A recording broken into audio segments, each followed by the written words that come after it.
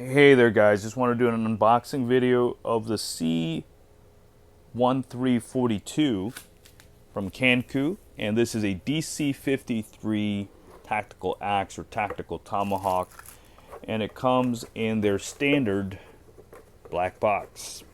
Now, this is their newest release as far as I know of their axes, and it is a very nice product. 60 bucks on Amazon.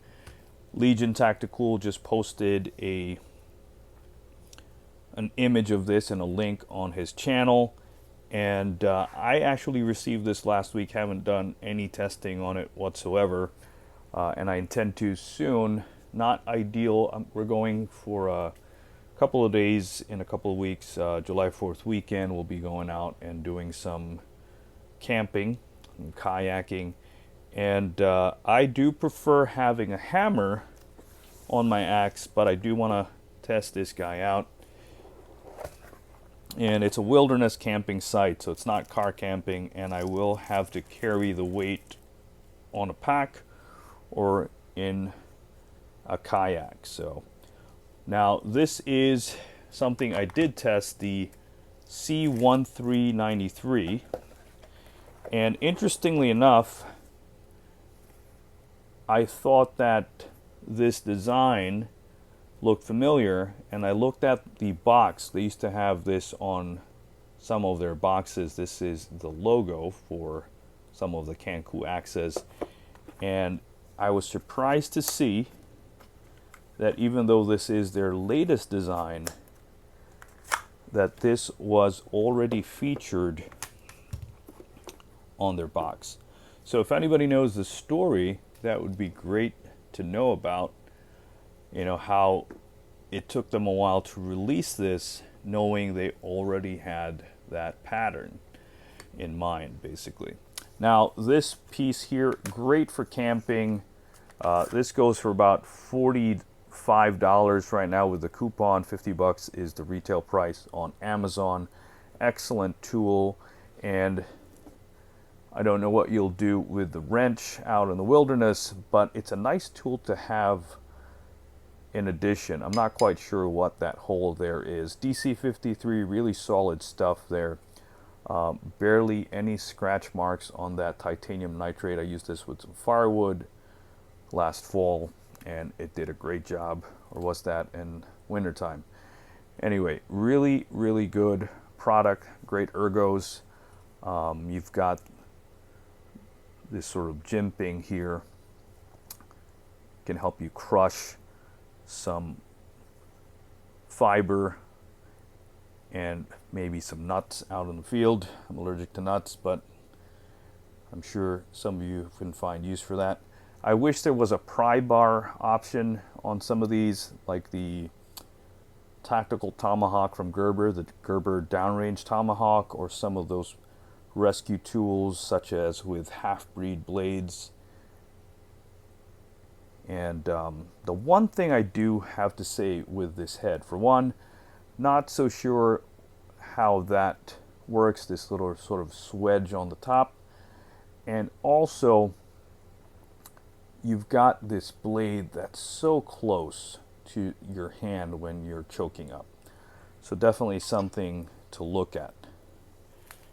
Now these do Canku. The thing about Canku, for the price point, you get Kydex sheaths. Now, a lot of the more budget-friendly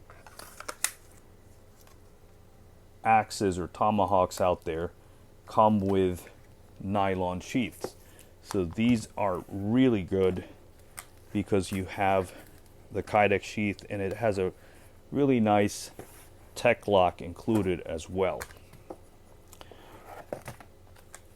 And these come pretty close to what you're getting from a more budget-friendly tactical tomahawk, such as the Jenny Wren Compact. You know, this has a molded plastic sheath, and you've got that retention strap. Let's take a look at that axe head or tomahawk head for a second.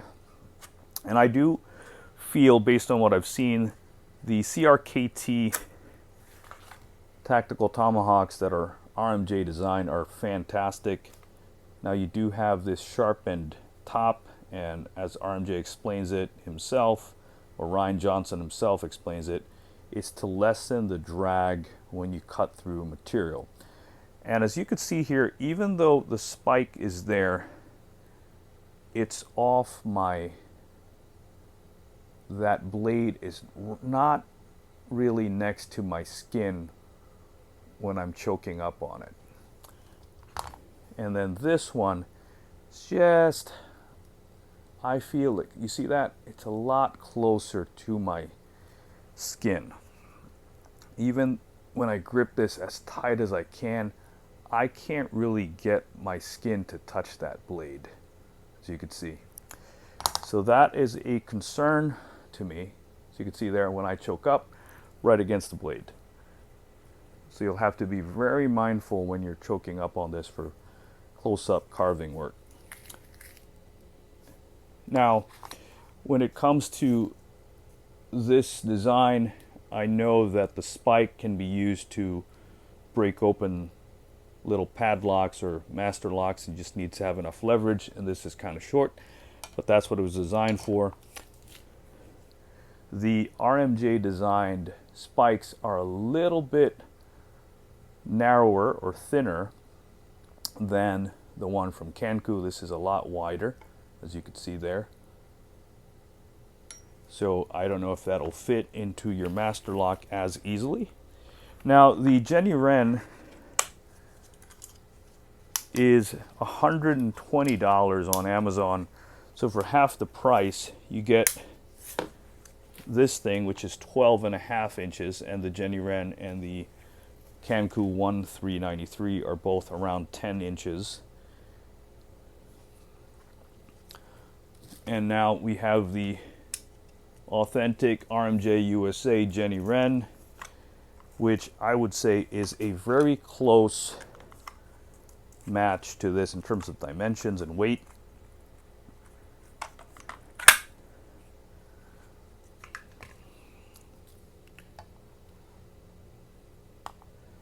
As you can see there, the Jenny Wren is right around 12 inches, and this is 12.5.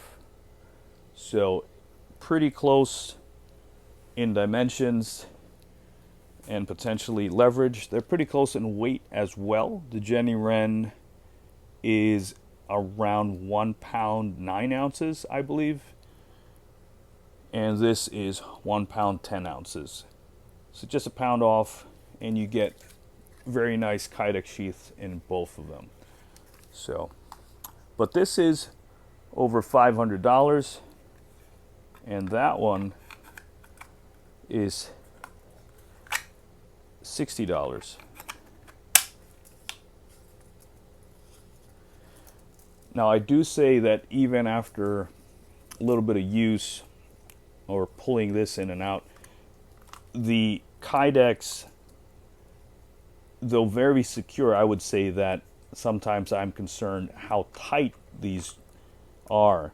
I feel like I'm messing up the blade, hopefully not.